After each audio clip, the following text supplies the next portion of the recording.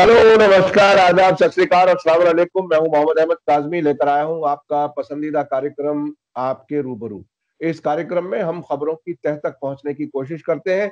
अभी हाल ही में आपने अखबारों में देखा होगा, खबर आप तक पहुंची होगी कि केंद्रीय मंत्रालय से 9 मंत्रियों की एक कमेटी बनाई गई और उनके साथ साथ कुछ ब्यूरोक्रेट्स को भी शामिल किया। उन्होंने मीडिया को कंट्रोल करने के रास्ते बताए हैं, उसकी एक रिपोर्ट तैयार की गई है जिसमें बहुत ही सख्त किस्म के मशवरे दिए गए हैं। जो उनकी पसंद के पत्रकार नहीं है, उनके खिलाफ कार्रवाई हो, कलर कोडिंग हो, अलग अलग उनकी पहचान हो कि कौन पत्रकार उन सरकार के साथ है और कौन पत्रकार सरकार के साथ नहीं है। उन सबकी पहचान करने की बात की गई है। इसके कानूनी पहलू को समझने के लिए और क्या सरकार ऐसा कर सकती है डेमोक्रेसी में, ये समझने के लिए मेरे साथ आज खास मेहमान हैं जस्टिस कोलसे पाटिल साहब, जो पुणे में रहते हैं और बंबई हाई कोर्ट के फॉर्मर जज हैं। समाज सेवा में लगे हुए हैं, बहुत से कमजोरों को एक साथ जोड़ने का काम कर रहे हैं। जस्टिस कोलसे पाटिल साहब, आपका वेलकम है। मीडिया स्टार वर्ल्ड को आपने समय दिया, उसके लिए शुक्रिया। आप बताइए कि ये जो कमेटी बनी मंत्रियों की और मीडिया को कंट्रोल करने के लिए, बल्कि न्यूट्रलाइज करने के लिए जो कुछ मशवरे दिए गए, आप इसको कैसे देखते हैं? नहीं भाई साहब, मैं तो हैरान हूं कि हर दिन ये लोग कुछ ना कुछ जनता के खिलाफ बिन दिक्कत कर रहे हैं, बिन दिक्कत। अभी आपने कहा कि मीडिया को क्या करने के उनका एक प्लान चल रहा है। मीडिया तो ऑलरेडी उनके हिस्से में है। कुछ चंद तुम्हारे जैसे लोग हैं जो प्रयास कर रहे हैं कि देश के सामने सच्चाई क्या है लाने की। वो कितने लोग हैं, उंगली पर गिन सकते हैं हम, इतने लोग हैं। तो उनको उनको भी कंट्रोल में करना, क्या बोलेंगे, प्रजातंत्र की सभी संस्थाएं उनके कंट्रोल में है। मीडिया तो मैं कहता हूं कि आज का मीडिया प्राइम मिनिस्टर छोड़ के सबसे पावरफुल है। किसी मिनिस्टर को मानता नहीं, किसी को मानता नहीं, ये मीडिया सिर्फ प्राइम मिनिस्टर को मानता है। और उसका जो इनकम है वो किसी भी कॉरपोरेट सेक्टर से ज्यादा है। यानी उनकी मुनाफा का जो परसेंटेज है, किसी भी तरह से गिनो तुम। मैंने सब आंकड़े वाले लिए, लेकिन ज्यादा आंकड़े वाले देने से आप लोग भी बोर हो जाते हैं। लेकिन लाखों करोड़ की आमदनी प्रेस की है। मैं इतना ही कहता हूं कि सोशल वेलफेयर स्कीम्स है अबाउट 174, और कई नंबर तो बहुत ज्यादा है सोशल वेलफेयर स्कीम्स के। लेकिन मैं एग्जांपल देता हूं कि बेटी बचाओ बेटी पढ़ाओ, उसमें जितना बजट है उससे ज्यादा एडवर्टाइजमेंट पर उसका हर खर्च है। इतना बेटी बचानी है, न उसको पढ़ाना है, लेकिन इनकी जाहिरात करनी है। और हर मिनिस्ट्री को छूट है कि वो अपने डिपार्टमेंट की वेलफेयर स्कीम की प्रसिद्धि करो, लेकिन पीएम का फोटो चाहिए। तो जितना भी वेलफेयर फंड में पैसा जाना चाहिए पब्लिक के वेलफेयर के लिए, वो सब आज प्रेस में जा रहा है। और इसमें बिल्कुल झूठ नहीं, क्योंकि आप जानते हैं अभी कि हम थोड़ा भी गलत बोलेंगे तो हमको छोड़ेंगे नहीं जी।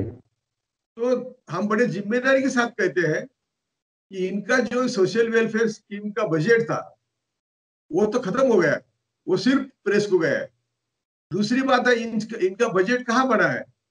सुप्रीम कोर्ट का जुडिशरी पर ज्यादा खर्च कर रहे हैं, उनके फॉरेन ट्रिप पर ज्यादा खर्च कर रहे हैं, उनके हर दिन के स्टैंडर्ड ऑफ लिविंग के ज्यादा खर्च कर रहे हैं। ये सुप्रीम कोर्ट एक हो गया, पुलिस का वही हो गया। अरे पुलिस का बजट कई 1000 करोड़ का था, वो कई लाख करोड़ हो गए पुलिस का बजट। यानी जिससे तुम हम पर कंट्रोल कर सकते हैं, ऐसे सभी संस्थाओं का बजट यू कैनॉट, आप कल्पना नहीं कर सकते इतना बड़ा है। और हमारे जो अभी अभी रेशन के लिए, रेशन के बारे में पत्र आया है, लेटर आया है, गैजेट में आया है कि अभी जिसको सिलेंडर है उसको रेशन नहीं मिलेगा।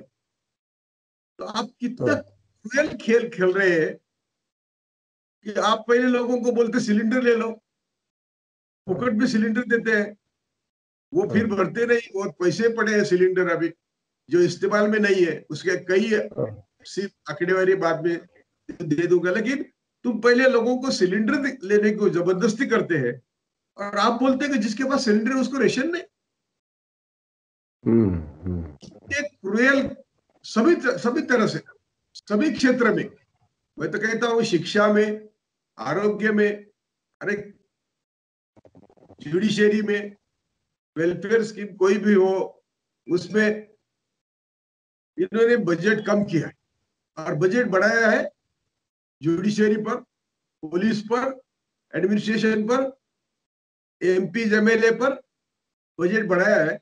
यानी ये सब वहां जाके हमारी सेवा करते हैं या हमें लूटने के लिए जाते हैं? तो आपकी जो आज का महत्व का प्रश्न है, आप बोलेंगे इससे ताल्लुक क्या है, लेकिन रहा नहीं जाता यार, रहा नहीं जाता। जी जी। जब ये सरकार जनता को चारों ओर से मौका जहां मिलता है वहां मारती है और चुनकर आती है, और चुनने का उनको विश्वास होता है कि हम चुन के आएंगे। ये दुनिया में और देश में पहली बार हो रहा है कि ये तुमको बोलने की भी इजाजत नहीं दे रहे हैं। अभी जो छोटा बहुत सोशल मीडिया जो इन्होंने शुरू किया था, वही सोशल मीडिया के बलबूते पर इन्होंने सत्ता काबिज करी और वही सोशल मीडिया को अभी बंधन में ला रहे हैं और पत्रकारों को अंदर ले रहे हैं। मेरे जहन में इतना ही आता है कि यदि जुडिशरी जिंदा है तो इनका ये जो कारोबार, ये जो कारनामा चल रहा है उसको पहले रोके कि तुम क्या कर रहे हो। ऐसा कि लॉर्ड डेनिंग ने कहा था कि लोग हमारे खिलाफ गलत पब्लिश करेंगे, उसके लिए उनके खिलाफ हम कार्रवाई नहीं कर सकते पब्लिश करने के पहले, पब्लिश होने दो। यदि पब्लिश होता है और वो गलत है तुम कार्रवाई करो ना, तुम तो पहले उनको रोक रहे। तो ये अभी यूनिवर्सल है कि कौन क्या बोलेगा। और आर्टिकल 19 का फायदा क्या है फिर? Article 19 of the constitution, article यानी कॉन्स्टिट्यूशन ही सस्पेंड करी है। ये पहली सरकार है, बेशर्मी सरकार है कि एक मैंने बोला कि सभी वेलफेयर फंड के पैसे वेलफेयर फंड के काम के देने के बजाय पब्लिसिटी में खर्च कर रहे हैं। एक दूसरा, सभी सार्वजनिक संस्थाएं यानी संवैधानिक संस्थाएं जो भी मोदी कर रहा है उसको सिर्फ देख रहे हैं। तो ये 7 साल हो गए अभी, और 7 साल में इनके हर दिन कारनामे बढ़ रहे हैं। अभी जो मीटिंग करी उन्होंने, जिसके बारे में मैंने पढ़ा, इंडियन एक्सप्रेस में पढ़ा, ये कौन लोग थे, इनको जनता में क्या मान्यता है, ये जनता के लिए इन्होंने क्या अभ्यास किया है, ये सब परिचय। इस रिपोर्ट में जो बात कही गई है, जो बहुत ही खतरनाक महसूस होती है, वो ये है कि उनके हिसाब से जो भी पत्रकार फॉल्स नैरेटिव कायम करेगा उसको न्यूट्रलाइज कर दिया जाएगा। न्यूट्रलाइज का आप चूंकि आप तो जज रहे हैं, कानून को जानते हैं, पुलिस इस लफ्ज को कब इस्तेमाल करती है, तो आखिर क्या कुछ होने वाला है, क्या कुछ आपको क्या लगता है? और इस हद तक आगे कहा है कि राइट विंग पार्टीज को दूसरे मुल्कों से भी अपने कॉमन ग्राउंड्स पर उन्हें भी अपने साथ लिया जाएगा। तो अपने लोगों को जो अपने देश में संविधान के अंदर रहते हुए भी पत्रकारिता अगर कर रहे हैं उनको न्यूट्रलाइज करके और बाहर से अपने राइट विंग पार्टीज को अपने साथ जोड़ने की बात कर रहे हैं, या आखिर इसका नतीजा क्या होगा? नतीजा सिर्फ हुकुमशाही, फैसिवाद। नतीजा सिर्फ ये बोलेंगे जिसको बोलते हैं कि राजा बोले और दल हले, यही हो गया। किसी को बोलने की इजाजत ही नहीं देंगे। अभी तुम किसानों को नहीं दिखाते, किसानों का इतना बड़ा आंदोलन है, जहां दुनिया उसकी सराहना कर रही है, वो उस किसान का आंदोलन को कितना उल्टा। अभी मैंने कभी किसी एंकर को, तो मैं टीवी तो देखता नहीं, लेकिन कभी सोशल मीडिया पे किसी एंकर को सुनने का मौका मिला, तो किसानों के बारे में क्या क्या बोलते हैं यार। कि वो कनाडा के मिनिस्टर आके आपके आंदोलन में शामिल है कि नहीं, है कि नहीं? अरे, अरे तुम्हारे बाप अन्नदाता यहाँ बैठे हैं, कनाडा के मिनिस्टर की क्या जरूरत है यहाँ आने की?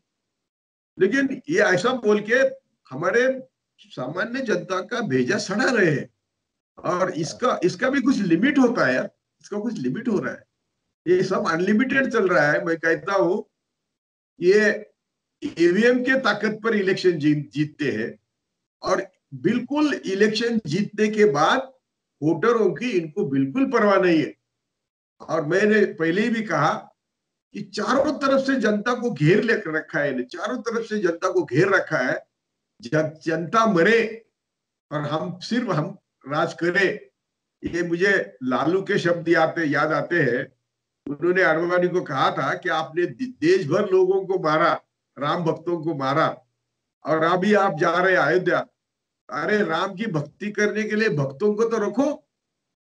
तो मैं अभी इन सरकार को कहता हूं कि अरे, तुमको राज किस पर करना है ना, किसी के ऊपर तो राज करना है, तो किसी को तो जिंदा रखो राज करने के लिए, कि खुद ही खुद पर राज करेंगे। इतनी परिस्थिति वाइट हो गई है।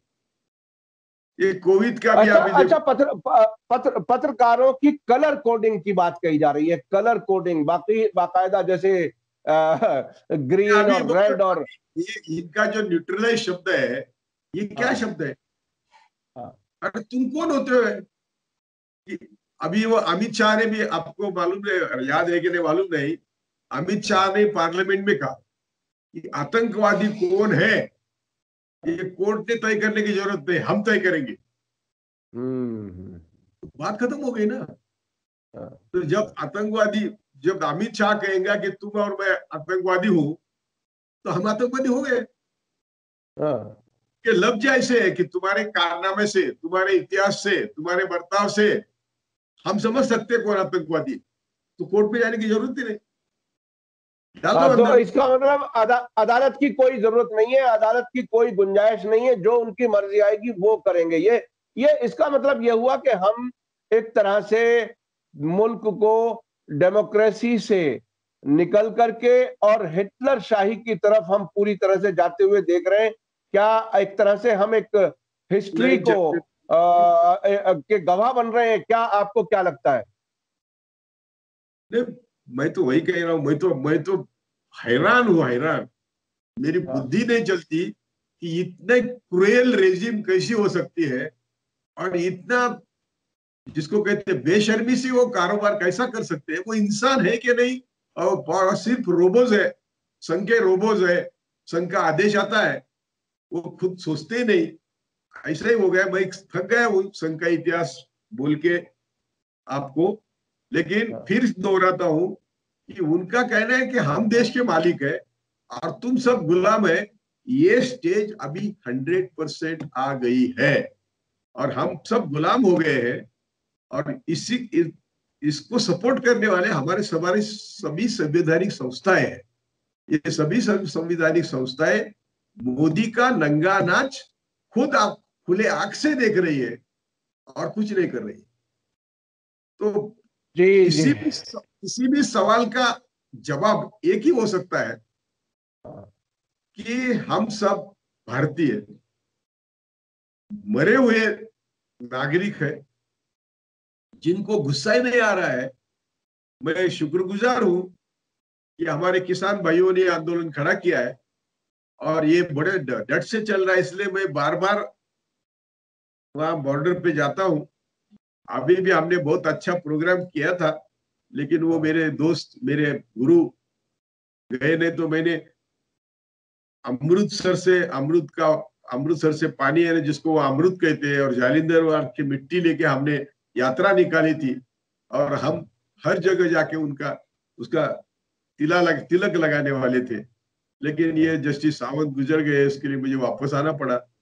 हम सब लोग हमारी तरफ से कोशिश कर रहे हैं लेकिन ये जो संघ की विचारधारा इतनी, अभी राहुल गांधी ने परसों बोला, पहले तो मैं बोलता था, पहले से, मैं सालों से बोल रहा हूं कि सरकार की किसी की भी आई, किसी की भी आने दो सरकार, तो सरकार पर कब्जा सिर्फ जहरीली संघी सोच का होता है। क्योंकि जुडिशरी में वही है, आईबी में वही है, रॉ में वही है, पुलिस में वही है, तो कहाँ जाएंगे हम? तो हमें बहुत सोच समझ के इस व्यवस्था के खिलाफ, अभी किसान भाई व्यवस्था के खिलाफ उनको समझाए तो उनका मुद्दा हट जाता है। तो पहले उन्होंने आंदोलन में जो 3 कानून लिए है, एमएसपी लिए, चौथा ईवीएम भी लेना चाहिए, और हमारे जैसे लोगों का एक उन्होंने ट्रेनिंग कैंप रखना चाहिए कि आप भी सत्ता पर आएंगे यदि आप पर हमारा आंदोलन यशस्वी होता है और हम भी सत्ता पर आएंगे, तो हमें ये देश कैसा चलाना है, इसके लिए हमारे जैसे 10-5 लोग, मैं अकेला नहीं, और मैं को नहीं समझता इतना मैं होशियार हूं या विद्वान हूं, लेकिन मुझे मालूम है, जो मैंने अनुभव किया है, मैं जुडिशरी में था, मैं सरकारी वकील था, मैं डिफेंस लॉयर था, मैंने जो अनुभव किया है वो अनुभव इतना खतरनाक है कि यदि हम डिफेंस लॉयर करके आरएसएस के जज के सामने खड़े होते तो वो क्या बोलते थे, साला इसका क्या काम है? हाईकोर्ट जजेस बोलते थे, और उनके साथ बैठने वाला जज मुझे बोलता है कि तेरे बारे में ये जज ऐसा बोल रहा था, संघी जज। और मुझे जज बनने का काम तो सिर्फ भगवती वसंत दादा उधर लोगों ने किया, नहीं तो मैं जज बनता ही नहीं।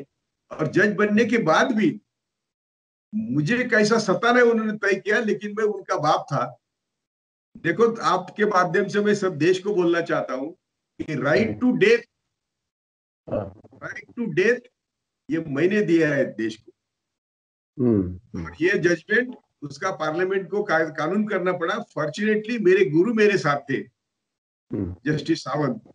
और एडमिशन स्टेज, आप जानते हैं, एडमिशन स्टेज को जब पिटिशन आया तो मैंने मेरे गुरु को विनती करी कि ये पिटिशन हम एडमिशन स्टेज नहीं, फाइनल हियरिंग करके खत्म करेंगे। यदि हम दोनों नहीं करेंगे तो ये होने वाला नहीं है।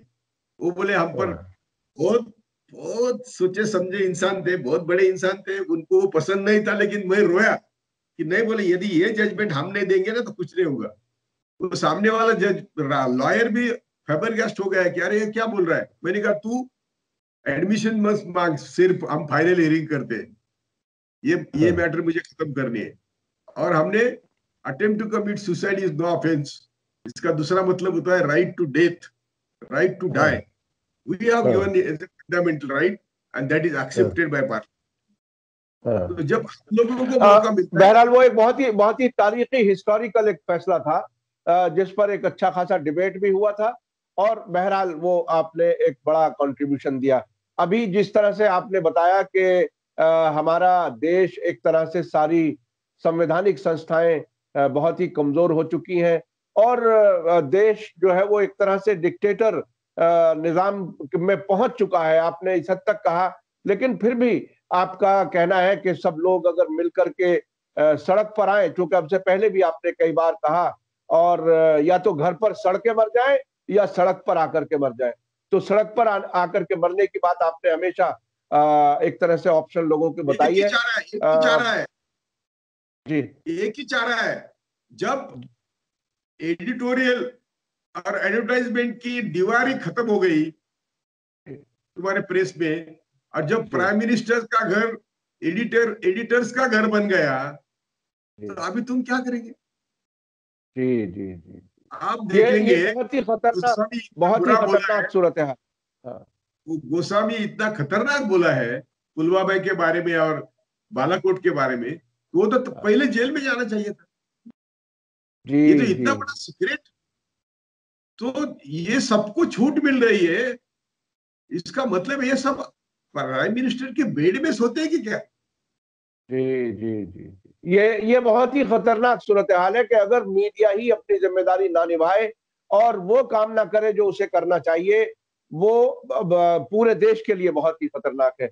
बहुत बहुत शुक्रिया। हम और लंबी बात करते हैं, लेकिन सोशल मीडिया पर जाहिर है बहुत ज्यादा लंबी बात नहीं हो सकती, लेकिन आप हमें समय दे देते हैं, उसके लिए बहुत बहुत शुक्रिया। मैं अपने दर्शकों से बताना चाहता हूं कि जस्टिस कोलसे पाटिल साहब एक लंबे अरसे से जनता को जागरूक कर रहे हैं और तमाम कमजोर तबकों को एक साथ लाने की कोशिश कर रहे हैं। संविधान के अंदर रहते हुए अपनी बात जम करके की जाए, मुल्क के लिए बस बेहतरी के लिए की जाए और प्यार मोहब्बत हो आपस में, सभी मिलकर के देश की तरक्की करें। आप हमेशा ये बात कहते रहे हैं। बहुत बहुत शुक्रिया। इसी के साथ मुझे दीजिए इजाजत। धन्यवाद, शुक्रिया। जय भारत, जय हिंद। मीडिया स्टार वर्ल्ड के और वीडियो देखने के लिए हमारे चैनल को सब्सक्राइब करें और सीधे नोटिफिकेशन पाने के लिए बेल आइकन दबाएं। और अगर हमारी खबर सच्ची और अच्छी लगे तो अपने व्हाट्सएप, इंस्टाग्राम, फेसबुक और ट्विटर अकाउंट पर जरूर शेयर करें।